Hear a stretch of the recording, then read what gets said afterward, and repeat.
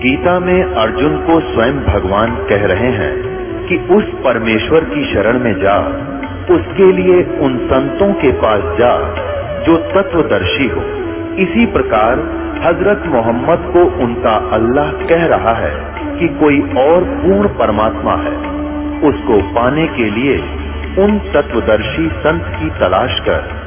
वो प्रभु कौन है, ये जानने के लिए कृपया अवश्य सुनिए जगत गुरु तत्वदर्शी संत रामपाल जी महाराज के अमृत वचन।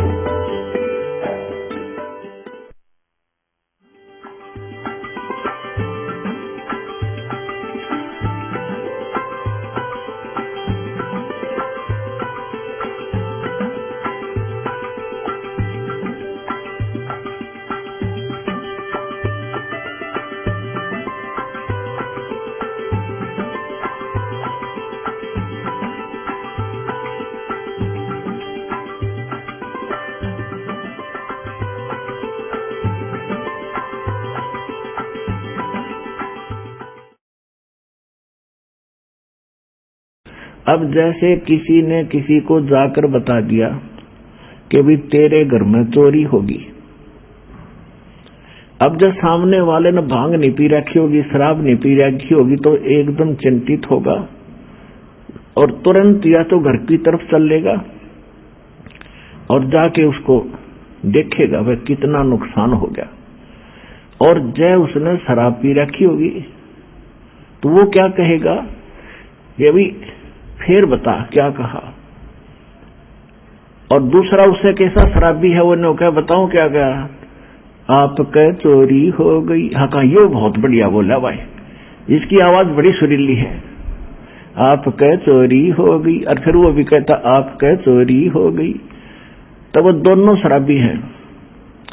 तो अब जैसे जब दास देखा करता था वो भी गा रहे हैं कि अनमोल जीवन तुम्हारा नष्ट हो रहा है, परमात्मा की वाणी गा रहे हैं, सतनाम बिना और सतगुरु बिना मोक्ष नहीं। सुनने वाले भी गेल गा रहे हैं, गुरु बिन मोक्ष नहीं, सतनाम बिना मुक्ति नहीं और सतनाम किसी के पास नहीं। वो तो ऐसे हैं जैसे एक बार किसी ने कोई तोता पकड़ दिया। तोता, उस तोते को बेचने जा रहा था पिंजरे में लेकर। एक भक्त संत साधु मिला, उसने देखा कि ये पक्षी जंगल में घूमने वाला है और ये कैद हो गया। तोते की आयु बहुत लंबी होती है, मनुष्य से भी ज्यादा होती है, और ये सारी उम्र कैद रहेगा, क्यों ना इसको मुक्त करा दूं। उसने उस तोता बेचने वाले से पूछा भी इसका मूल्य बता, कितने में बेचता। उसने कहा 5 रुपए लूंगा पिंजरे समेत। ले भाई 5 रुपए ले और दे। अब उस तोते को लेकर वो महात्मा घर ले आया अपने कुटिया में और उससे कहा कि तोता तू कैसे फंसा बच्चा। तोते ने बताया जी शिकारी आया था, उसने जंगल में दाने डाल दिए, जाल बिछा रखा था, मैंने दिखा नहीं, मैं लालच में आकर वो दाने खाने के लिए आ गया और मैं फंस गया। तो संत ने कहा कि भाई यदि मैं तुझे छोड़ दूं तो फिर तो ये गलती नहीं करेगा। अगना जी कभी नहीं, कत्ते नहीं करूं। तो सुन ले, तय भी सुन ले। और आप वहां जाकर सारे तेरे साथियों ने भी बता दिए क्या कि एक मूल मंत्र बताता हूं। अब बताओ भाई, पर दी आवेगा शिकारी, जाल डालेगा, दाने डालेगा, हम दाने नहीं खाएंगे तो फंसेंगे नहीं। बोला जी ठीक है। उसको 10-20 दिन खूब वो रटवा दिया, तोता ठीक बोलने लग गया। जा भाई, जाते ही सब ने सिखा दिया। कहा जी जाते सब ने सिखाऊंगा। अब तोता छोड़ दिया और साथी रिश्तेदार इकट्ठे हुए भी कैसे बचा कि एक साधु संत ने दया कर दी भाई मेरे पे, और एक मुझे अजब फार्मूला दे दिया, आगे आपा फिर मार खावांगे नहीं। एक ऐसी मूल मंत्र बताया, तुम भी सुन लो। शिकारी आवेगा और दाने डालेगा, जाल बिछावेगा, हम दाने नहीं खाएंगे तो हम फंसेंगे नहीं। कहा भाई, रोज आरती करें वृक्ष पर बैठ के, सारे शाम और दिन में ये गोट लिया, उन्हें गायत्री मंत्र बना लिया एक दिन शिकारी वहां पहुंचा, उसने देखा तोते तो वही किसी ने शिक्षा दे दी इनको, ये तो बोल रहे हैं कि शिकारी आवेगा, दाने डालेगा, जाल बिछावेगा, हम खाओगे नहीं तो हम फंसेंगे नहीं। उसने सोचा यहाँ कोई फायदा नहीं मेरा आने का, चल दूसरे साइड में जाता हूँ। फिर भी सोचा चल इतनी दूर आया हूँ, कोई एकादा ना समझ फंस भी सकता है, इतना रोटी राटी खाऊं, इतना जाल बिछा के देख लेता हूँ। उसने दाने डालकर जाल बिछा के बैठ गया एक वृक्ष के नीचे। इतने में जब वो देखा उन तोतों ने अच्छे पड़े हैं मोटे मोटे दाने खाने के, तो सबसे पहले वो आया जो उन्हें शिक्षा दे था, अब भूख लाग रही है, चलो भाई आ गया माड़, और फटाफट वहां पहुंच गए। और सारे देखा देखी उसके चेले भी उसके अंदर जाल में। उस शिकारी ने सोचा है तो मूर्ख बांडे बांडे थे, न ज्ञान कुछ नहीं, उन्हें पकड़ के जाल खींच ली सारे जाल के अंदर। अब जाल में बंद हो रहे हैं तब भी वो यही गीत गा रहे हैं, पर दिया होगा, जाल डालेगा, हम दाने नहीं खाओगे तो हम फंसेंगे नहीं। अब वो शिकारी उस जाल को उठा के कंधे पर डालकर चल पड़ा पीछे। वो सारे तोते पीछे फिर भी यही गीत गा रहे हैं, शिकारी आवेगा, जाल डालेगा, दाने डालेंगे, दाने नहीं खाएंगे तुम फंसेंगे नहीं। अब उधर से वो रास्ते में शिकारी को वो गुरु फिर मिल गया, वो संत। उसने देखा ये गायत्री मंत्र तो मेरा पढ़ रहे हैं, ये कुकर चक्कर पड़ा भाई सारा। उसने देखा को हो ये तो बेटी के बाप गांव गांव थे, इस बार असर नहीं करा इन्होंने।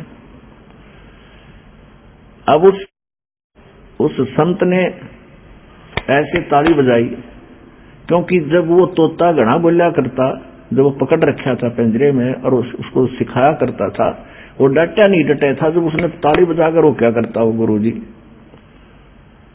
तो उसने वो ताली ऐसे ताली बजाई। उसने देखा वो कोड वर्ड, अगे तो गुरुजी खड़े हैं। उसने देखा सचमुच, तो गुरुजी ने कहा ऐसे संकेत किया कि ऐसे कर लो, मुर्दे जैसा स्वरूप बना लो। तो उस तोते ने आंखें पलट ली, जैसे मर गया। तो चेले भी देखा करें जैसे वो करें, तो सारा ने ऐसे कर लिया। अब शिकारी ने सोचा तो सारे मर गए भाई बेटी के बाप। तो उसने सारे पटक दिए उड़े, भाई क्यों बोझ मरता जाऊं इतनी दूरी, तो सारे इनकी आंखें पलट गई। शिकारी चला गया। जब गुरुजी आए, निकम्यो ये बातें कहने सुनती नहीं, ये कर पाड़न की है। तो पुण्यात्माओं दास भेजा आपको उस संकेत बता रहा है कि गीत गान के नहीं, यू काम करने का है।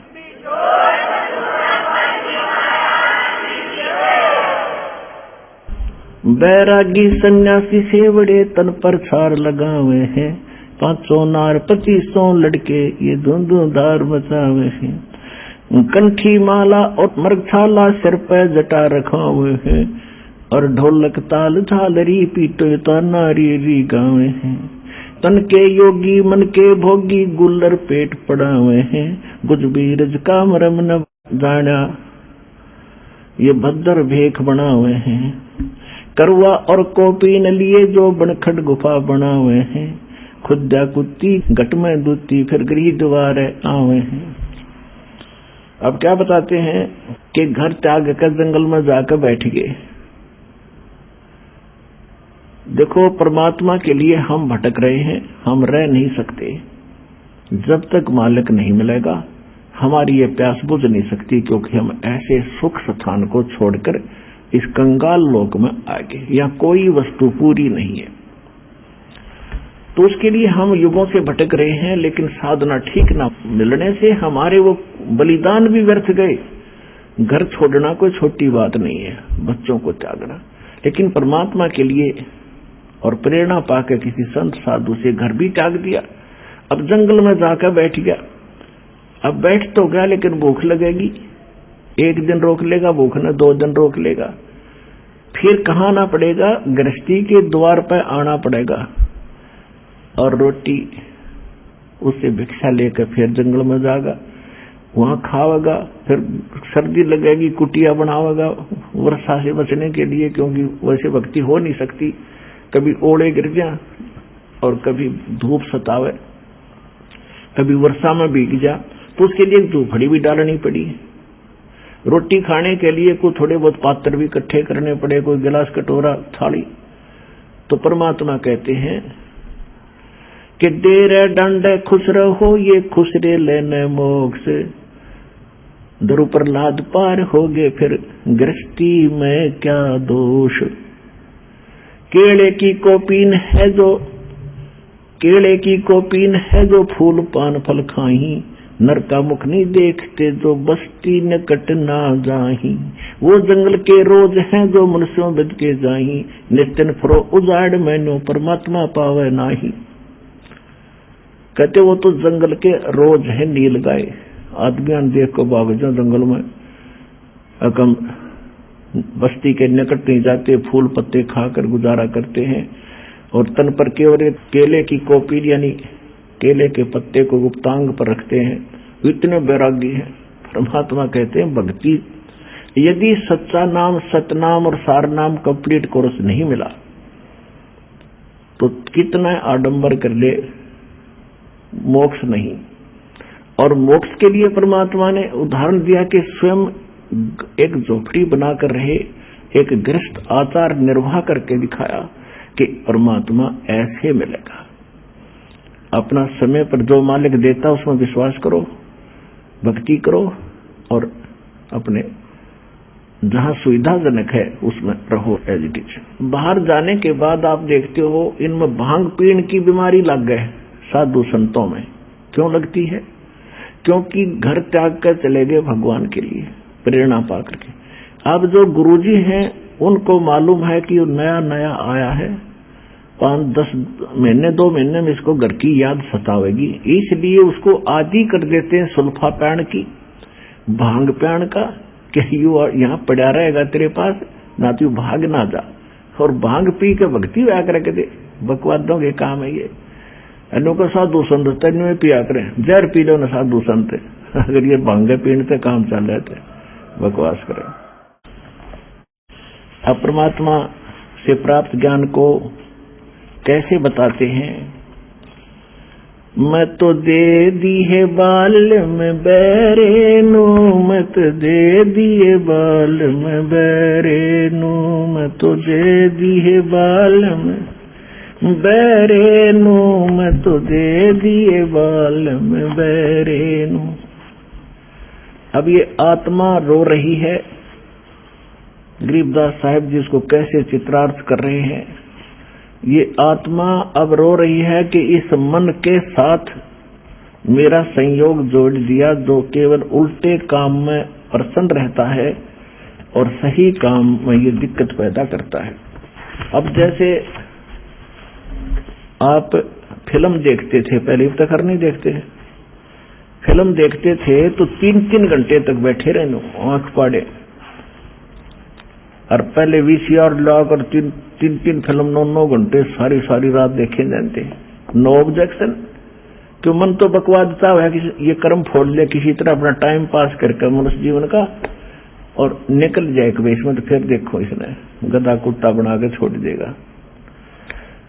तो यहाँ आत्मा कहती है कि ये और भक्ति करे, मन यू चाह है भक्ति करे तो नकली करे।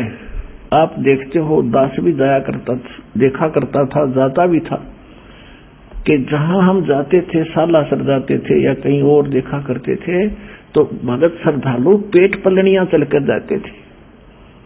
अब कावड़ लेने जाते हैं, पैरों में छाड़े गिर जाते हैं, कितने कठिन प्रयत्न करते परमात्मा के लिए। अब साधना ठीक ना होने से तो पाप इकट्ठे करे सारे। और अब इसको सत भक्ति जब मिलती है तो एक मंत्र की माला करण में इसका मन कट्टा है, मन का न सोचा फिर देखूंगा, और वो डले डोण में कती ना नौका फिर जाऊंगा। तो उल्टे काम इस पर कितने करवा लो, अच्छे काम में यो उल्टा चले। सत साधना जब इसको मिलती है तो आनाकानी करता है। अब पहले आपको जो ज्ञान प्राप्त था, कोई सोमवार का व्रत रखता था और उसको कोई कह दे कि शुक्रवार का बहुत बढ़िया व्रत, तो वो भी साथ कर लेता शुरू। और अब कोई ये कहे कि ये सब बकवाद छोड़ दो, देखो ये प्रमाण गीता वेद पुराणों में और परमात्मा के बताए ज्ञान में, और ये साधना कर दो। नो नो नो नो, ये थोड़ा वाक रहे, तुरंत नाट जाएगा, दूसरी बात सुनता नहीं। तो क्या कहते हैं मैं तो दे दी है बाल में बैरे नू, मैं तो दे दिए बाल में बैरे नू। आत्मा कह रही है कि मैं तो इस मन के साथ जोड़ दी, और मन काल है, काल का एजेंट है, और आत्मा परमात्मा का अंश है। संसारी दी गल्ला चीने, ये नहीं बुझे शब्द जो गहरे नू। संसारी दी गल्ला चीने, नहीं बुझे शब्द जो गहरे नू। ये मुर्दों से ती प्रीत लगावे, ये भूल गए निज डेरे नू। मुर्दों से ती प्रीत लगावे, न जाने सतगुरु मेरे नू। मुर्दों से ती प्रीत लगावे, न जाने सतगुरु मेरे नू। मैं तो दे दी है बाल में बैरे नू, मैं तो दे दिए बाल में बैरे नू। श्वेत छतर सिर मुकुट बिराजे, देखत ना उस चेहरे नू। गरीबदास जी कह रहे हैं, मैं देख रहा हूं भगवान को, सिर पर मुकुट है, श्वेत छत्र है दाता के ऊपर। श्वेत छत्र सिर मुकुट विराजे, देखत ना उस चेहरे नू। ऊंची थड़ियां ये खेती बोवे, भूल गए निज डेरे नू।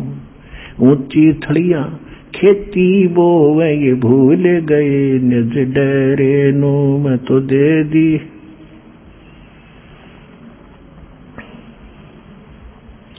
मैं तो दे दी है बाल में बैरे नू, मैं तो दे दिए बाल में बैरे नू।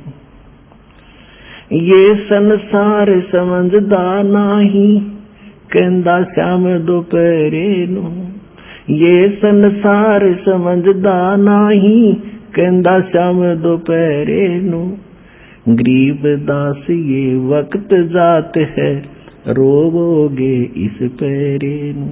गरीब दास ये वक्त जात है, रोवोगे इस पैरे नू। मैं तो दे दी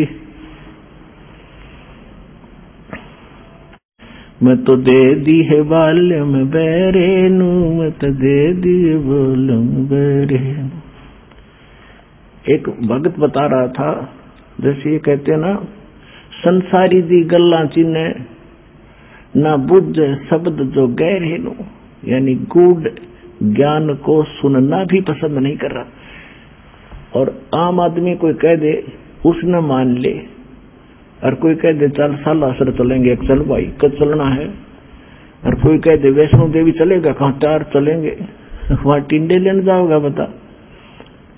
कोई विचार नहीं करते। और जब ज्ञान बताते हैं कि ये नहीं देखो ये प्रमाण है, ये 10-6 प्रमाण देता है एक पॉइंट को क्लियर करने के लिए, और इतना देखकर भी तो नहीं मानते, तो वो मन के प्रेशर के अंदर है। इसीलिए परमात्मा हमें बताना चाहते हैं कि मैं तो दे दी बालम बैरे नू। अब जैसे एक भक्त बता रहा था कि मैं अपने साथी ने, घना मित्र था मेरा, जब ये सत्संग मैंने सुना, ज्ञान लिया, नाम लिया, मैं सत्संग मानने लगा, तो मैंने उसको कहा कि अभी सत्संग में चलेगा मेरे साथ, कि अब फिर देखूंगा, अब टाइम को नहीं, अब समय नहीं है, फिर देखूंगा। नाट सका नहीं था कि दोस्ती थी। तो इतने में मैं थोड़ा सा आगे चला, चलो भाई फिर बताएंगे इसको। थोड़ी सी दूरी पर कोई अन्य को कह रहा था कि उस गांव में रागनी कंपटीशन होगा। वो मेरा मित्र उनके पास जाकर खड़ा हो गया, अरे कौन से गांव में, कहाँ है बताइए। रात ने वहां धक्के खाने चलेगा, और 3 दिन में आया वो रागनी कंपटीशन सुनने के लिए। वह तो फट दे स्वीकार कर ली, मैंने बताया उसके लिए समय नहीं था। एक भगत था, वो बता रहा था कि एक उपदेश ही ले लिया उसने, और उसने फिर अपने मित्र को समझाना, ये प्रत्येक की कर्तव्य बनता है कि मैं अपने मित्र को, अपने जो मेरी बात को सुन सकता उसको समझाऊं। तो उसके पास जाके कहने लगा कि भाई सत्संग में चलो, ज्ञान समझाया काफी, तो वो कहने लगा भाई मेरे पास टाइम नहीं, फिर देखूंगा। तो फिर कुछ दिन के बाद वो फिर गया। जब सत्संग नेक्स्ट समय आया, सत्संग का निकट सी, तो उसने कहा भी चलोगे सत्संग में? उसने कहा भी मुझे फुर्सत नहीं, फिर देखूंगा। फुर्सत माने समय नहीं, देसी भाषा में फुर्सत कहे। उसने 2-4 बार कहा, क्योंकि फर्ज बनता है प्रत्येक व्यक्ति का जब ज्ञान समझ में आ जा रहकर समझावे, तो बार बार कहता रहा भी तू घना पीछे मत पड़े, मुझे अभी फुर्सत नहीं है, थोड़ा सा बच्चे सियाने हो जा और फिर मैं तेरे साथ चला करूंगा। अब कुछ दिनों के बाद उसकी हार्ट अटैक से मृत्यु होगी। मित्र था, उस शोक में जाना गया, उसका जो अर्थी लेकर अंतिम संस्कार करने के लिए जा रहे थे। लोग बोल रहे थे राम नाम सत्य है, सत्य बोले गत है, और वो कह रहा था आज भाई ने फुर्सत है। और कह रहे थे राम नाम सत्य है, वो कह रहा था आज भाई ने फुर्सत है। तो दूसरे उसके और व्यक्ति कह रहे थे तू ठीक बोल, के सोचेंगे ये करके, हक मैं ठीक का बोल रहा हूं।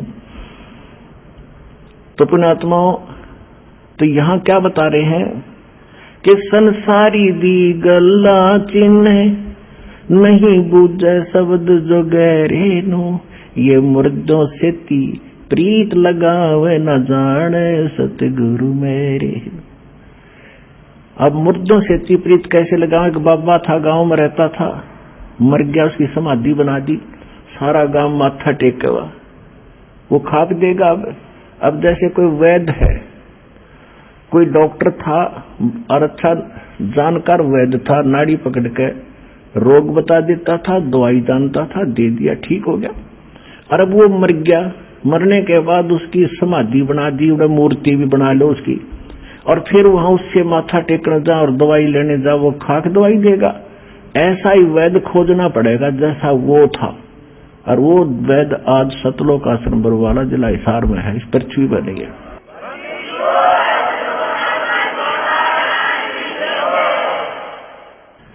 अब क्या बताते हैं? श्वेत छतर सिर मुकुट विराज, देखत ना उस चेहरे नो। श्वेत छतर सिर मुकुट विराज, देखत ना उस चेहरे नो। ये ऊंची थड़ियां खेती बोवे, भूल गए नज डेरे। पहले वर्षा के ऊपर निर्भर होता था सारा खेती किसानी, जब ये वाणी बोली थी परमात्मा के बच्चे गरीबदास जी ने। अब उस समय कह रहे थे कि जिसके पास डहर खेत हो, डहर होता है नीचे का, झील का खेत, ऊंचे स्थानों पर वर्षा हुआ जल भी वहां आ जाता है उस नीचे के स्थानों में। और डहर एक उपजाऊ जमीन होता है।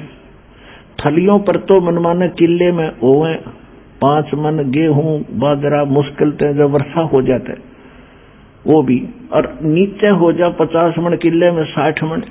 तो परमात्मा कह रहे हैं कि जिन साधनाओं को आप कर रहे हो और जिन देवताओं को, जिन भगवानों को आप इष्ट मान के पूज रहे हो, ऐसा कर रहे हो जैसे ऊंची थलियों पर खेती बोकर तुम धनी बनने की इंतजार कर रहे हो, कोशिश कर रहे हो। और ये जो हम साधना बताते हैं, हम जो कबीर भगवान बताते हैं, ये समझ लो डहर है आपका, डहर वो उपजाऊ जमीन है। 1 मन गेहूं डालोगे तो 70 मन देगा आपने।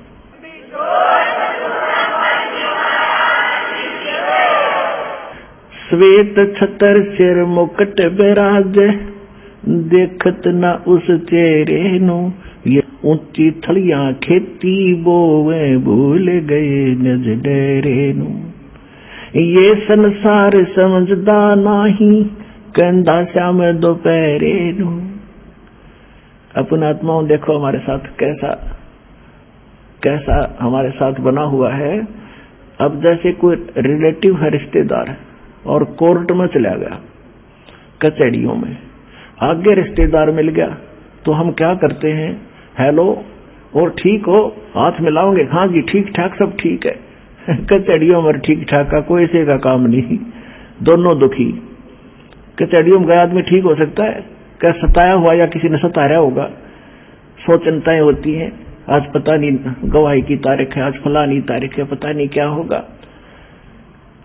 परमात्मा कहते हैं आपने तो काल की भांग पी रखी है। जैसे कोई रिश्तेदार मेडिकल में कोई बच्चा बालक बीमार है, मिलने जाते हैं रिश्तेदार, हाथ मिलाओगे और ठीक ठाक, हाँ पर ठीक है सब, बाकी हो बालक का तकलीफ गनी है, फिर खाक ठीक है लड़का मर नवरा बोला वो क्यों तो ठीक ठाक है। तो यहाँ परमात्मा कहते हैं तुम इस ठीक ठाक को समझ नहीं सके, ये ठीक क्या है यहाँ पर। अब क्या बताते हैं, जैसे एक शराब पिए पड़ा था दोपहरी में, गर्मियों का मौसम और पसीना पसीना रेत में पड़ा, और उसको कोई कह रहा है कि उठ भाई तुझे वहां वृक्ष के नीचे बैठा देता हूं, वो कहता है छोड़ दे मौज हो रही है तो ये हालत हमारी इस काल के लोक में, 36 समस्या हमारे सामने, रात में लाओ दिन का ठीक ठाक है, खाक ठीक ठाक है यहाँ पर। तो कहते हैं ये संसार समझदा नाही, कहंदा शाम दोपहर नू, जलती धूप ने नोगे मौज हो रही है, कति ठंडी हवा चल है। ये संसार समझदा नाही, कहंदा शाम दोपहर, दोपहर की आग में नोगा सीलक सी है। गरीब दास ये वक्त जात है, रोगे इस पैरे, कि याद कर रोया करोगे इस मनुष्य जीवन जो हाथ तो चलाएगा गलत साधना करके या बगैर साधना के, जैसे कुत्ता रोया कर रात में, उसका एहसास होता है कि मेरे से गलती बन गई। मैं तो दे दी है बाल मैयाणे नो, मैं तो दे दी है बाल मैयाणे नो, मैं तो दे दी याणे नो, मैं तो दे दी है बाल मैयाणे नो। गीता और भागवत पढ़े नहीं बूझे शब्द ठिकाने नो, गीता और भागवत पढ़े नहीं बूझे शब्द ठिकाने नो। मन मथुरा दिल द्वारका नगरी, क्या फिर बरसाने नो। मैं तो दे दी, मैं तो दे दी है बाल मैयाणे नो। जब फुरमान धनी का आवे, को रखे घर जाने नो। जब फुरमान धनी का आवे, कौन रखे घर जाने नो। जा सतगुरु का शरणा लीजे, मेटे जम तल बाणे नो। मैं तो दे दी, मैं तो दे दी है बाल मैयाणे नो, मैं तो दे दी है बाल मैयाणे नो।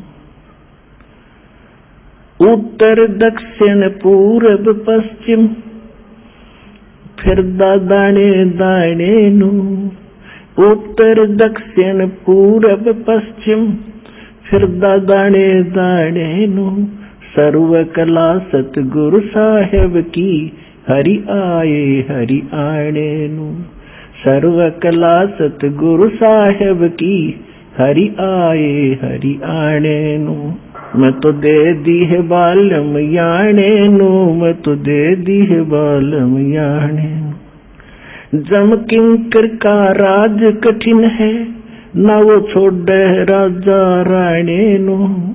जम किंकर का राज कठिन है, नहीं छोड़े राजा राणे नु। या दुनिया दा जीवन झूठा, तुम भूल गए मर जाने नु। या दुनिया दा जीवन झूठा, भूल गए मर जाने नु। मैं तो दे दी याने नु, मैं तो दे दी है बाल मैयाणे नु। शील संतोष विवेक विचारो, दूर करो जुल्माणे नु। शील संतोष विवेक विचारो, दूर करो जुल्माणे नु। ज्ञान दराज ध्यान दी तुरिया, कोई जाने पान रसाणे नु। मैं तो दे दी है बाल मैयाणे नु, मैं तो दे दी है बाल मैयाणे नु। मैं तो दे दी। महल कपाट सतगुरु ने खोले, अमी महारस खाने नु, महल कपाट सतगुरु ने खोले, अमी महारस खाने नु, गरीब दास सुन भंवर उड़ावे, गगन मंडल रम जाने नु, मैं तो दे दी है बालम याने नु, मैं तो दे दी है बालम याने नु। अब क्या बता रहे हैं गरीबदास जी? गीता और भागवत पढ़े, ना बुझे शब्द ठिकाने नु। गीता पढ़ते हैं, भागवत की 7-7 दिन कथा सुनते हैं, उसमें क्या कथा है? शर्म आवा मनी और बड़े रुचि से पढ़ा करते थे। ऐसी बेहुदी बातें उसमें लिखी हुई है। सभ्य समाज में पढ़ कर सुनाने में भी उसमें करैक्टरहीनता, चरित्रहीनता आती है। और उसने पढ़े, कहते गीता पढ़े, और गीता में ज्ञान क्या लिखा है कह का नहीं पता। गीता और भागवत पढ़े, नहीं बुझ शब्द ठिकाने, यानी ठीक जो सत्य ज्ञान है उस मंत्र को ये नहीं पूछ रहे हैं। अब क्या बताते हैं? जब फुरमान धनी का आवे, को रख घर जाने नु, और जा सतगुरु का शरणा ले लो, जो मेटे जमतल बाणे नु, मैं तो दे दी।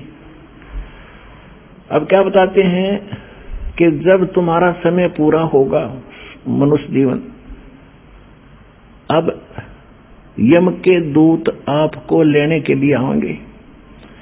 आप चाहे शिव के पुजारी हो, चाहे विष्णु के, चाहे माता दुर्गा और किसी के भी, चाहे ब्रह्म के और चाहे पर ब्रह्म के, आपको कोई नहीं रोक सकता। उस समय आपको जाना ही पड़ेगा। और यदि आप परमेश्वर कबीर जी की शरण में इस दास के माध्यम से आ जाओगे, परमात्मा उसको भगा देगा, छोड़ो अब ये मेरा बच्चा है, तुम इसमें कुछ नहीं मानते।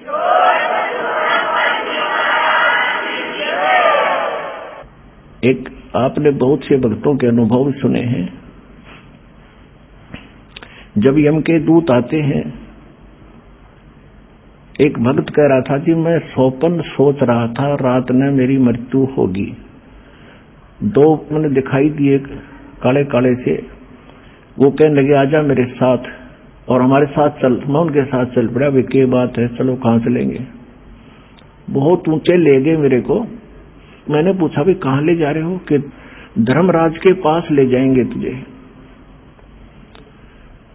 और फिर क्या करोगे? फिर जैसा उनका आदेश होगा वैसा करेंगे। नरक में डालना होगा नरक में डाल देंगे, और गधा कुत्ता बनाना होगा तो वहां बेच देंगे। तो उसने सोचा मैं मर गया क्या? कहने लगा हाँ मर लिया तू। तो भी मैंने तो नाम ले रखा है, मैं तो कबीर साहब का शिष्य हूँ। गुरुजी हमें बताते रहते हैं कि काल के दूत तुम ले जा नहीं सकते, तुम कैसे लाए मेरे को? मैं नहीं जाता। कहने मैं वहीं खड़ा हो गया, और निकट जा लिए थे धर्मराज के दरबार के बाहर खड़े। ने बोला ना जाओ अंदर। उन गेला में गुट्टम गुट्टा झगड़ा होगा दोनों के साथ। तो उसने एक कहने लगा भाई पहले पूछता फाइनल कर ले कि हम इसके खाम का खस्से जावे, एक बार जा वेरीफाई करके आ। तो वो उसके मेरे पास एक रह गया, एक अंदर गया, और उसने जाकर पूछा जी ऐसे ऐसे एक व्यक्ति को लाए हैं जैसा आपका आदेश हुआ था। और वो कहता मैं तो नाम ले रखा है, और कबीर भगवान से परमात्मा का कहते वो बैठा था दाढ़ी सी वाला बड़ा सा आदमी, दिखा बोला मेरे को झांकी में गए। उसने उठा के देखी वही घनी उलट सुलट करके बोला रहा कित लिया इसने, मन ने भी मरवाओगे तुम, छोड़ का इसको तो वापस।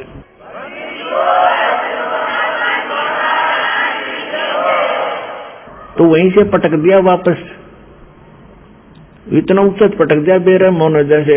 और मेरी घीघी बंजरी वापस आ, एकदम उठा तो काफी देर तक मेरा शरीर शिथिल था, हिल टुल नहीं रहा था, पसीना शरीर में आ रहा। तब यदि ये घटना ना घटती और मैं ठीक ठाक उठ ले जाता तो शायद मैं इसको केवल स्वप्न मानकर भूल जाता। अब उसके बाद मेरी और ज्यादा लगन बन गई भगवान में। तो यहां गरीबदास जी कहते हैं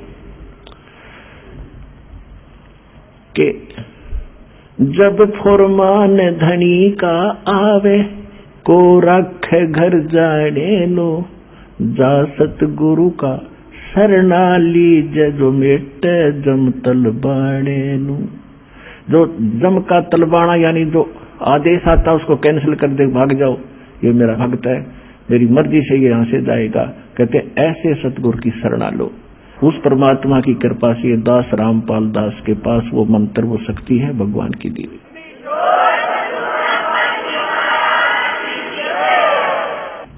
अब आगे क्या बताते हैं, उत्तर दक्षिण पूर्व पश्चिम फिर दाने दाने नु, और सर्व कला सतगुरु साहेब की हरि आए हरि आने नु। एक भक्त कह रहा था जी, अभी मुझे अब दास तो पता नहीं कितने भक्तों से मिलता है, उनकी प्रार्थना होती है। दास तो एक नौकर है, पीएन है उस परम पिता का, कबीर भगवान का। आपकी अर्जी आती है, दास का काम उसकी मेज पर रख देना है। किसकी सुनाई होती है किसकी ना होती है वो जाने। एक भक्त ने कहा जी मैं विदेश जाना चाहता हूँ, अमेरिका का वीजा चाहता हूँ, और बन नहीं रहा, मैंने सारे प्रयत्न कर लिए। मैंने कहा बेटा विश्वास करेगा तो यहीं तरफ अमेरिका बना देंगे। तो उसका काम बढ़िया नहीं, इसलिए या जैसा भी वो रह गया, नहीं गया। अब 2 महीने पहले वो कह रहा था जी जो आपने वचन बोले थे आज मेरा यही अमेरिका बन गया, सारे सुख हो गए, और जो प्लाट था एक वो किसी ने दबा रखा था वो भी मिल गया, काफी कीमती था। तो यहाँ परमात्मा गरीबदास जी कह रहे हैं पूर्व पश्चिम उत्तर दक्षिण फिरदा दाने दाने नो, और सर्व कला सतगुरु साहिब की हरियाए हरियाणे नो। सारे सुख देगा तुम्हें, मोक्ष देगा।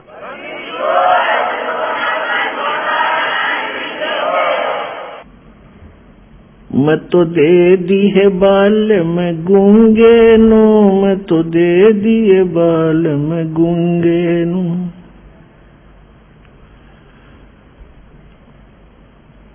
जा बालम दी मैं बल बल जावा, जो दान लगावे ओंगे नु। छाड़ा मूल फूल क्या तोड़े, कहाँ चढ़ावे सूंगे नु। दूध गऊ दा बच्चा पी गया फिर क्या कढ़ावे सूंगे नु। यातन देही विनस जात है, बहुर आनियो भूंगे नु। यातन देही हाथ न आवे, कहा करेगा रूंगे नु। नग नारायण भूल रहा है, कहा परखे मोती मूंगे नु। गरीब दास यो शाखा सुख है, बीज न बोया ढूंगे नु। अब ये बिल्कुल हरियाणवी लैंग्वेज में ये शब्द है गरीबदास जी का कि मैं तो दे दी बालम गूंगे नु, यानी इसको जब सही मतलब की बात होती है तो साथ नहीं देता, वो बकवास करें जाएगा, बटपट बोलें जा, और मंत्र करें तो पता नहीं कहां कहां घूमने लग जाएगा। इस मन के बारे में कहा है। फिर क्या बताते हैं कि जा बालम दी बल बल जावा, जो ध्यान लगावे ऊंगे नु, यानी उस जब आपका मन इतना सद जाएगा, सीधा हो जाएगा कि संसारिक झंझटों को और अनुपासना को छोड़कर और परमात्मा की तरफ, यानी ऊंगे को, इंगे और ऊंगे, इधर उधर, इधर यहाँ काल के लोक में, अरूंगे ने उधर को सतलोक में, उस मन की मैं बलिहारी जाऊं जो उस परमात्मा की तरफ ऊंगे को ध्यान लगाता है। और गरीब दासियों शाखा सुख है, बीज न बोया ढूंगे नु। ढूंगे माने गहरा बीज न बोने वाला, यानी ऊपरले मन से जो भक्ति करता है वह कामयाब नहीं होगी जब तक हृदय में कसक बना के और सच्चे दिल से भक्ति नहीं करोगे। तो वो तुम जो गहरा बीज बो रहे हैं उनका बीज अच्छा उगता है, और जो ऊपरे डाला वो बीज सूख जाता है, वो नष्ट हो जाता है। तो यहाँ कहते हैं गरीब दासियों शाखा सुख है, बीज न बोया ढूंगे नो। अब पुण्यात्माओं सौभाग्य आपका कि आपको ये अनमोल वचन सुनने को मिल रहे हैं। ये काम कहते हैं समझा है तो सिर धर पाऊं, और बहुर नहीं रे ऐसा दाव। सुखदेव ने 84 भुगती बिना पजावे खरवो, और तेरी क्या बुनियाद प्राणी तो पेंडा पंथ पकड़वो। कहते हैं सुखदेव जैसे ऋषि ने साधनाएं भी की, फिर भी यही भटकते रहे। और तेरी क्या बुनियाद प्राणी, छोटी मोटी साधना अनुपासना करके आप मोक्ष चाहते हो तो पेंडा पंथ पकड़ो। कौन सा पंथ, कौन सा मार्ग? जो सतगुरु ज्ञान देता है उसको ग्रहण करो। बहन जी नमस्कार। सत्साई भगत जी। बहन जी क्या शुभ नाम है आप जी का? मेरा नाम मंजू है, मैं लुधियाना पंजाब से हूँ। बहन जी क्या काम करते हैं आप? मैं हाउसवाइफ हूँ और घर पे ही अपने घर की देखभाल करती हूँ। बहन जी परम संत सतगुरु रामपाल जी महाराज की शरण आने से पहले आप कौन सी भक्ति करते थे?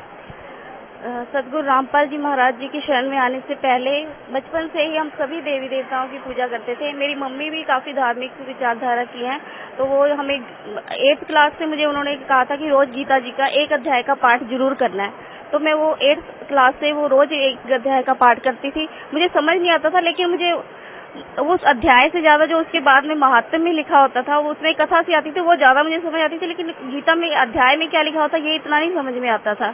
और साथ में व्रत रखते थे और सारे देवी देवताओं की पूजा करते थे और यही सब करते थे। और जब मेरी शादी हुई, शादी के बाद हमने शादी के साल ही हमारे लुधियाना में संत आसाराम बापू जी आए थे, तो हमने उनसे नाम दीक्षा ली थी और उनके बताए मार्ग पर भी हम चल रहे थे जैसे वो बताते थे।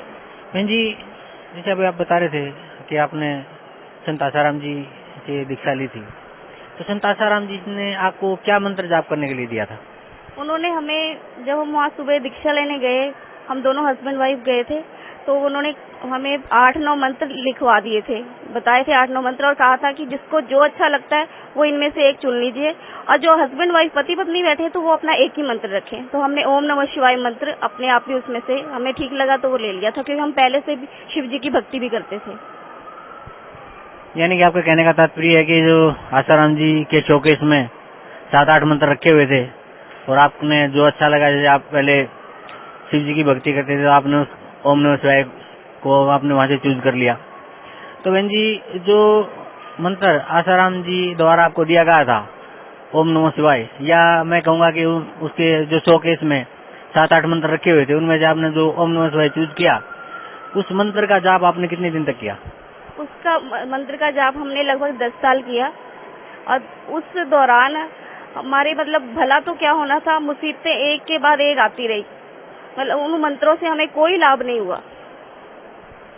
जी परम संत सतगुरु रामपाल जी महाराज की शरण में आप कैसे आए? सतगुरु परम संत रामपाल जी महाराज जी की शरण में हम ऐसे आए कि 2004 में जब आस्था चैनल पे गुरु जी की सीडी चली थी कुछ दिन, तो एक दिन अचानक ऐसे ही बैठे हुए हमारे भगत जी ने वो लगाया हुआ था टीवी, तो वो चैनल वैसे ही बदल के देख रहे थे, जैसे देखते रहते थे। हम हर संत का भी सुनते रहते थे, बहुत सारे संतों के आते थे प्रवचन, तो अचानक ही गुरुजी का लग गया। तो गुरुजी गीता दिखा रहे थे, उसमें से बता रहे थे उंगली से कि ऐसे ऐसे ये है, तो उनको इंटरेस्टिंग सा लगा, क्योंकि ऐसे कोई बताता नहीं है साथ में ग्रंथ खोल के। तो उन्होंने देखा, एक दिन सुना, 2 दिन सुना, लगभग उन्होंने 20-25 दिन सुना। मुझे भी बोला कि तुम भी सुनो, इसको ये कुछ अलग ज्ञान बता रहे। लेकिन हम संत आसाराम बापू जी के शरण में थे, तो उनकी हमें यही शिक्षा दी हुई थी कि कभी गुरु नहीं बदलना होता, कि गुरु बदलना तो पति बदलने जैसा है, महापाप है। उनकी जो आसाराम बापू जी की बहुत सारी किताबें मैंने पढ़ी थी, गुरु महिमा है, श्राद्ध महिमा है, बहुत सारी उनकी पुस्तकें, मैं लगभग सारी पुस्तकें पढ़ी थी, तो मैंने पढ़ी हुई थी गुरु महिमा वाली भी, उसमें सारा दिया था कि गुरु तो बदलना ही नहीं होता। तो मैंने इस डर से मुझे ये था कि अब ज्ञान वो कुछ भी बता रहे हैं संत रामपाल जी महाराज, तो हमने तो गुरु बनाया हुआ है, हमने गुरु अब बदलना नहीं होता, ये तो महापाप है। तो मैंने उनका बिल्कुल नहीं सुना ही नहीं। और मैंने इनको भी कहा कि इनको लगता था कि हम भक्ति ना हमारी ठीक नहीं है, क्योंकि हमें ऐसा कुछ भी ऐसा कोई अनुभव नहीं होता था, तो इन्हें लगता था कि हमारी भक्ति ठीक नहीं, पहले से ही लगने लग गया था कुछ 6-7 महीने से। और ये उस बीच में राधा स्वामी वाले भी हमें मिले थे, और कबीर साहब की जो वाणी थी हमें बहुत पहले से ही आकर्षित करती थी, उनके दोहे बहुत आकर्षित करते थे। तो और राधा स्वामी वाले जो 1-2 भक्त इनको मिले थे, उन्होंने हमें वो वाली पुस्तक लाके दी थी जिसमें कबीर साहब जी का वो शब्द है, कर नैनो दीदार महल में प्यारा है, तो हमने वो पढ़ी। तो उसमें क्योंकि लास्ट में तो वो सारा उसका निवारण कर देते हैं परमात्मा की वो सारी झूठी बनाई हुई रचना। लेकिन उससे पहले जो सारा शब्द है उसमें बताया हुआ है कि ऐसे ऐसे ध्यान लगाते हैं तो ये नजर आता है, फिर ये नजर आता है। तो इनको लगता था कि हमें जो बताया गया है, जो हम करते हैं, जो आसाराम बापू जी ने बताया, तो हमें तो कोई ऐसा कुछ दिखा ही नहीं आज तक। तो इनका ध्यान वहां से हटने लगा था और राधा स्वामी के हम जाने वाले थे, तो एक दो इतवार हम जा नहीं पाए किसी कारण से, कोई और काम आ गया। तो इसी बीच में इन्होंने संत रामपाल जी महाराज जी का वो टीवी पे देख लिया और वो ज्ञान ऐसा था कि इनको मतलब सुनते ही नहीं हो गया कि जो ये बता रहे बस यही सही है। और इन्होंने कहा कि मैंने वहाँ जाना है। फोन किया वहाँ करौंधा आश्रम में, तो वहाँ से उन्होंने बोला कि अभी गुरुजी आश्रम में नहीं है, अभी गुरुजी जगह जगह जाके कर रहे हैं, तो आप थोड़ा रुक के आइए। तो इन्होंने कहा कि आप ये बता दीजिए कि सबसे पहले गुरुजी कहाँ पे कर रहे हैं सत्संग, इस वक्त जल्दी कहाँ हो रहा है। तो उन्होंने बताया कि अभी करनाल में होगा सत्संग। तो इन्होंने कहा कि ठीक है, आप मुझे बता दीजिए कहाँ पे होगा। तो उन्होंने हमें लुधियाना में एक भगत है नरेश कौशिक जी, उनका नंबर दिया और कहा कि आप उनके पास जाइए, वो आपको सारा कुछ बताएंगे। हम उनके पास गए, उन्होंने हमें बताया सारा कुछ और पुस्तक भी प्रभाषा प्रभु की और गहरी नजर गीता में और सारा बताया उन्होंने। मैंने वो पुस्तक पढ़ी, इन्होंने भी पढ़ी और साथ में उन्होंने बताया भी करनाल में उस जगह पे होना है। तो जब वो सत्संग था 15 जून को 2004 को हम वहाँ करनाल पहुँच गए। मैं, मेरे हस्बैंड और मेरे सास ससुर। बच्चों को हम लेके नहीं गए थे, छोटे थे और हमें था कि शायद बच्चों को नहीं नाम देते होंगे, तो हम इन्हें नहीं लेके गए। और हम 15 जून 2004 को जाके हमने वहाँ पे जाते ही हमने पहले गुरुजी, जैसे हम वहाँ गए, पहले तो हम वहाँ शाम को पहुँच गए एक दिन पहले, तो उस टाइम वहाँ पे कुछ भी नहीं था, पार्क खाली था जहाँ होना था। फिर हम सुबह दूसरे दिन आए, वहाँ पे हमारे कोई रिश्तेदार थे, उनके यहाँ रुक के सुबह आए तो वहाँ पे लगा हुआ था, लेकिन संगत बहुत ही कम थी। और मुझे थोड़ा सा, क्योंकि मैंने ज्ञान सुना भी नहीं था और मैं इनके कहने पे आई थी, इन्होंने कहा था तू सत्संग सुन लेना, तुझे ठीक लगेगा नाम लेना, नहीं लगेगा तो कोई बात नहीं। तो मैं देखा कि संगत भी कोई ज्यादा नहीं है, क्योंकि जब आसाराम बापू लुधियाना में कभी कभार आ पाते थे तो इतनी लाखों की भीड़ ऐसे हो जाती थी कि वहाँ पैर रखने की जगह नहीं होती थी। तो मुझे थोड़ा सा लगा कि यहाँ पे संगत भी कोई नहीं है। तो जैसे हम वहाँ गए, गुरुजी सामने से आ रहे थे। उस टाइम तो खैर क्योंकि मैंने ज्ञान नहीं सुना था, ऐसा कोई भाव नहीं था, तो सामने से गुरुजी हंसते हुए आ रहे थे और आके वहाँ गुरुजी का आसन लगाया हुआ था, बैठ गए सोफे पे आके। और मेरे हस्बैंड ने तो जाते ही उन्होंने कर दिया दंडवत प्रणाम की, और मुझे पता भी नहीं था कि ऐसे प्रणाम करते हैं।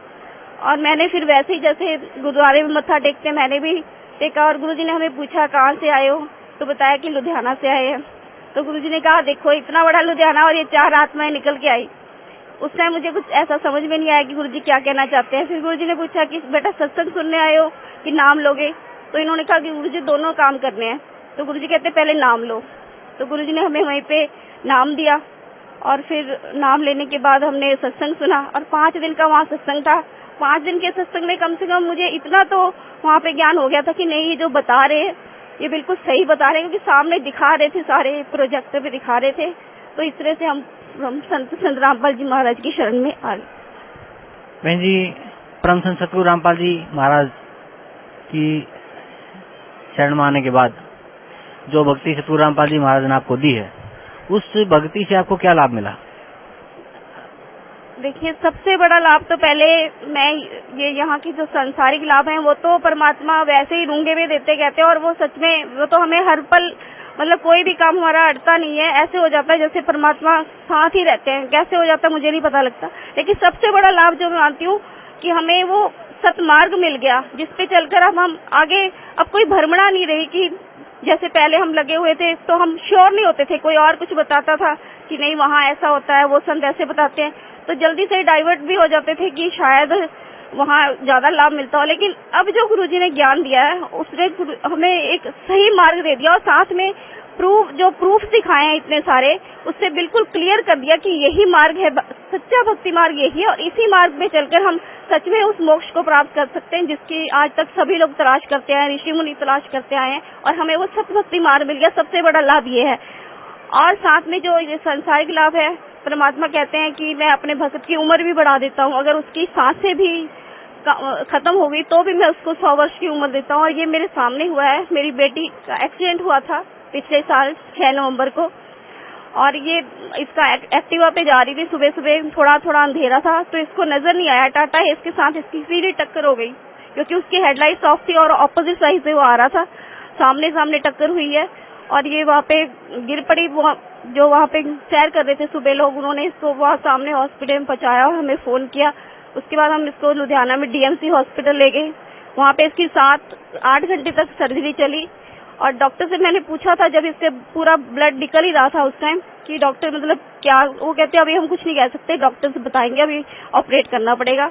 तो उसके बाद शाम को 4 बजे जब ये होश में आई और बिल्कुल ये ठीक थी और होश में भी बहुत जल्दी आ गई, जब तक डॉक्टर्स ने कहा था कि ये होश में आने पे भी शायद कुछ परेशान करेगी, मतलब एकदम से वायलेंट हो सकती है। इसने कुछ नहीं किया, ये आराम से बिल्कुल उठते इसने सबको पहचाना और बिल्कुल ठीक थी, जबकि डॉक्टर्स ने कहा था इसका ब्रेन भी बाहर आ गया था और इसका कोई मेमोरी लॉस नहीं हुआ, पढ़ाई में बिल्कुल तेज है। इसके बाद इसने +2 के पेपर दिए, इसका हाथ भी टूट गया था, उसी हाथ से इसने पेपर दिए हैं सारे अपने, और अपना आगे सीए के लिए सीपीटी का टेस्ट भी इसने दिया, वो भी इसने क्लियर कर लिया, बिल्कुल ठीक है। और परमात्मा के पास सब जब इसको लेके आए, तब 10-15 दिन के बाद हम इसको लेके आए थे यहाँ पे, तो परमात्मा ने इसको बताया कि बेटा तेरी उम्र जो थी आयु उतनी ही थी, तेरी सांसें खत्म हो गई थी और ये आगे अब परमात्मा ने आपकी उम्र बढ़ाई है। तो मालिक ने जो कहा वो हमारे सामने बिल्कुल मालिक जो कहते हैं वही करते हैं। और एक जैसे मतलब जब हमने नाम लिया था तो गुरुजी ने जो ज्ञान दे दिया था, उस ज्ञान पे तो कोई शक की खैर गुंजाइश थी नहीं क्योंकि वो तो सामने दिखा दिया। लेकिन जो पुराने भगत हमें मिलते थे तो वो बताते थे हमारे साथ ऐसा हुआ कि गुरुजी ने हमारे ये चीज बढ़ा दी, ऐसे बढ़ गया, हमारे घर में पैसे बढ़ गए, ये तो मुझे पूरा, ये नहीं मैं कहती थी कि ऐसा नहीं हुआ होगा, लेकिन मुझे ये होता था कि मेरे सामने तो नहीं हुआ ऐसा, कभी भी कुछ बढ़ गया हो अपने आप, पूरा मुझे वो नहीं होता था। तो एक बार जब गुरुजी 2008 में जब आए थे रोहतक जेल से वापस, तो उसके बाद हम गुरुजी से मिलने गए थे, तो गुरुजी तब टॉफियों का प्रसाद देते थे, ऐसे उठा के तब गुरुजी दे देते थे, तो टॉफियों का प्रसाद गुरुजी ने दिया, तो प्रसाद ले लिया मैंने, वो बस उसके बाद हम घर चले गए, तो मुझे याद नहीं आया कि प्रसाद लिया है। दूसरे दिन मुझे याद आया, उसमें से ये बच्चों ने क्या करा कि सारी टॉफियां निकाली और 5 घर में बड़े 5 जने थे और 5 ही रखी, बस कहते हमने 5 टॉफियां आपकी रखी थी प्रसाद की, बाकी हमने खा ली। मैंने कहा ठीक है। और दूसरे दिन मुझे याद आया कि मैंने प्रसाद दिया था गुरुजी ने, हमने लिया भी नहीं, तो मैं निकाल के लेके आई, तो मैंने एक टॉफी अपनी सास को दी, एक ससुर जी को दी, और एक टॉफी हमारे घर में नानी जी आई हुई थी उनको दी, और एक टॉफी जो थी वो ये बच्चे देखने लगे कि हमारा प्रसाद, मैंने कहा तुमने खा लिया था, कहते नहीं अब हमें, मैंने कहा चलो एक ये आधी खा लो तुम, और एक टॉफी अब ये मेरा प्रसाद है, ये मैं किसी को नहीं दूंगी। कहते ठीक है, इन्होंने आधी मैंने इनको दे दी। तो ऐसी मेरे देवर का बेटा आया था, मुझे याद नहीं था, वो खैर कभी कभी आता है, वो बैठा था ड्राइंग रूम में, तो उसने आवाज मारी कि मैं भी हूँ। मैंने कहा अच्छा तू भी है, चल, मैंने कहा आज आधी ले लेते हैं इसमें से हम दोनों। तो मैंने वैसे मेरे पास आके बैठ गया और मैंने रैपर समेत ही टॉफी तोड़ के खोल के आधी उसके मुंह में डाली और आधी में ऐसे ही सामने टीवी पे वैसे ही चल रहा था कि लॉबी में बैठे हुए थे, तो मैं ऐसे ही टॉफी खोल के आधी अपने मुंह में डालने लगी। तो जैसे यहाँ तक लाई तो मेरी नजर पड़ी, वो टॉफी बिल्कुल पूरी हो गई थी। मैंने सबको दिखाई, सारे वहाँ पे जो बैठे थे, 1 सेकंड में मैं ऐसे देखा, मैंने सबको कहा कि मम्मी ये टॉफी पूरी कैसे हो गई। वो एकदम से वो टॉफी परमात्मा ने वो प्रसाद बढ़ा दिया, पूरा कर दिया। और मेरे को उस दिन के बाद कभी मतलब कोई भी कुछ कहता तो कभी जो कमजोरी थी वो बिल्कुल मालिक ने निकाल दी कि परमात्मा सब कुछ बढ़ा सकते हैं, वो कुछ भी कर सकते हैं, कुछ भी असंभव नहीं है परमात्मा के लिए। ये एक छोटा सा चमत्कार था, लेकिन इसने मेरा जीवन बदल दिया और मेरी जो भक्ति थी वो दृढ़ कर दी। बहन जी, पहले आप बता रहे थे जैसे पहले आप संत आसाराम जी से जुड़े हुए थे और उनके द्वारा दिए हुए मंत्र का आपने जाप किया, आपको कोई लाभ नहीं मिला। उसके बाद परम संत सतगुरु रामपाल जी महाराज से आपने नाम उपदेश लिया, तो बता रहे हैं कि आपको सबसे बड़ा आध्यात्मिक लाभ हुआ, आपको पता चला किसकी भक्ति करनी चाहिए, कैसे भक्ति करनी चाहिए, हमें मोक्ष कैसे प्राप्त होगा। और दूसरा, आपकी जो बेटी थी उसका इतना एक सीरियस एक्सीडेंट हो गया, आप बता रहे हैं कि उसकी जिंदगी ही नहीं थी, तो संत रामपाल जी महाराज ने उसको जीवन दान दिया। और फिर आप बता रहे हैं कि आपके अंदर जो एक त्रुटि थी कि परमात्मा क्या कर सकता है क्या नहीं कर सकता, आपके बिल्कुल हाथ में उन्होंने, चलो एक माइन्यूट सी बात लगती है लेकिन एक बहुत बड़ी मतलब घटना है, इसको भगत समाज एक उसको ये पूरे भगत समाज के लिए बहुत बड़ी घटना है कि एक टॉफी का प्रसाद आधी टॉफी को पूरा कर देना, आपको ये बिलीव दिलाना कि yes I am God and I can do everything. तो एक बहुत बड़ी घटना भी है ये। तो मैं आपसे रिक्वेस्ट करता हूँ कि भगत समाज को आप क्या संदेश देना चाहते हैं? भगत समाज को मैं यही संदेश देना चाहती हूँ कि अब परमात्मा धरती पर आए हुए हैं और सारे वो जो भी बता रहे हैं प्रूफ के साथ बता रहे हैं। सारे वेद उन्होंने खोल दिए, सारे पुराण खोल दिए, गीता जी जितने भी हमारे ये पवित्र शास्त्र है, इन सबको परमात्मा दिखा रहे हैं और प्रोजेक्टर पे दिखा रहे हैं कि देखो हमारे वेद करते, ये पुराण, गीता जी, ये सब ये कहते हैं।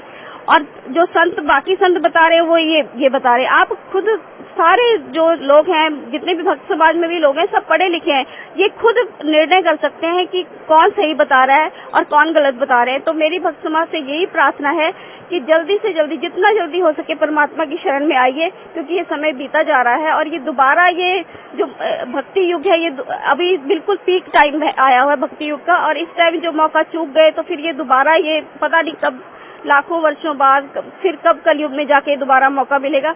तो बिल्कुल भी अब विलम्ब ना करें। और भक्त समाज से मेरी यही प्रार्थना है कि सतलोक आश्रम बरवाला, जिला हिसार, हरियाणा में आए और संत रामपाल जी महाराज जी से नाम दीक्षा लेकर अपना उद्धार करवाएं। जी धन्यवाद आपका, बहुत बहुत धन्यवाद। क्या शुभ नाम है गुड़िया आप जी का? मालविका। गुड़िया कहाँ से आए आप? लुधियाना से। कौन सी क्लास में पढ़ते हैं? मैं कॉलेज में जाती हूँ और सीए कर रही हूँ। गुड़िया, परम संत सद्गुरु रामपाल जी महाराज की शरण माने से पहले आप कौन सी भक्ति करते थे? छोटे से ही मेरे दिमाग में ये होता था कि हम कहाँ से आए हैं और हम कहाँ जाएंगे, लेकिन किसी के पास इस चीज का आंसर नहीं मिलता था। और मैं हनुमान जी की ही भक्ति करती थी छोटे से ही। तो जब आप हनुमान जी की भक्ति करते थे at the very from beginning, तो उस भक्ति से आपको क्या लाभ मिलता था? जी देखिए, जब हम छोटी उम्र के थे तभी हम संत रामपाल जी महाराज जी के पास आ गए।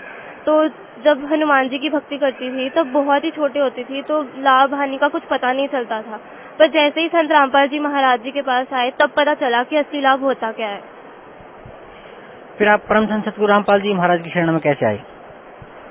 जैसे कि मम्मा ने बताया था, पापा ने टीवी पर देखा, गुरुजी का सत्संग आस्था पे आ रहा था 2004 में। तो उसके बाद पापा को बहुत अच्छा लगा, तो मम्मा पापा सबने नाम लिया, उसके बाद हमने भी नाम ले लिया। गुड़िया, परम संत सद्गुरु रामपाल जी महाराज से नाम उपदेश लेने के बाद आपको क्या लाभ मिला? जी लाभ बहुत ज्यादा मिले हैं। सबसे बड़ा तो आध्यात्मिक लाभ मिला कि हमें वो रास्ता मिल गया जिसे हम छोटे से ढूंढ रहे थे, वो हमें मिल गया। और फिर उसके बाद मेरा बहुत ज्यादा मेजर एक्सीडेंट हुआ पिछले साल नवंबर में और मेरा ब्रेन बाहर आ चुका था। और उस टाइम मेरी 8 आवर्स की सर्जरी चली और 3 डॉक्टर्स की टीम ने ऑपरेट किया और कुछ पता नहीं था कि मैं बचूंगी कि नहीं। और अब जब मेरी अपॉइंटमेंट होती है, डॉक्टर्स ने मुझे बताया कि मेरा ब्रेन तक बाहर था और बिल्कुल भी श्योरिटी नहीं थी कि मैं बचूंगी कि नहीं। और वो सब खुद कहते हैं कि तुझे तेरे गुरुजी ने ही बचाया है। तो गुरुजी ने मुझे जीवन दान दिया है। और जैसे ही मैं आश्रम आई एक्सीडेंट के बाद, तो गुरुजी ने मुझे बोला कि बेटी तेरा जीवन और आगे नहीं था, ये तुझे परमात्मा ने भक्ति के लिए दिया है। तो ये सबसे बड़ा लाभ हुआ मुझे मेरी जिंदगी। So there have been many benefits which I have received by taking Namdan from Jagat Guru Rampal ji. Budya, what message would you like to pass for Bhakt Society?